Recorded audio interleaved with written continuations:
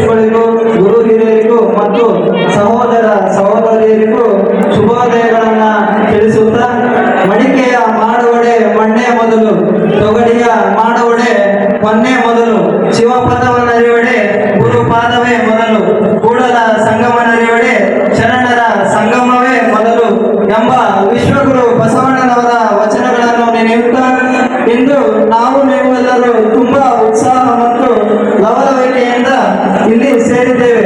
ಕಾರಣ ಶ್ರೀ ಬಸವ ಗ್ರಾಮೀಣಾಭಿವೃದ್ಧಿ ಶಿಕ್ಷಣ ಸಂಸ್ಥೆಯ ಅಡಿಯಲ್ಲಿ ಕಾರ್ಯನಿರ್ವಹಿಸುತ್ತಿರುವ ದೇವರಿಗೆ ಹಮ್ಮಿಕೊಂಡಿದ್ದು, ಇದೇ ಸಂದರ್ಭದಲ್ಲಿ ನಮ್ಮ ಸಂಸ್ಥೆ 8ನೇ ವರ್ಷಕ್ಕೆ ಯಶಸ್ವಿಯಾಗಿ ಮುನ್ನಡೆದಿದ್ದು ನಮ್ಮೆಲ್ಲರಿಗೂ ಹೆಮ್ಮೆಯ ವಿಷಯವಾಗಿದೆ.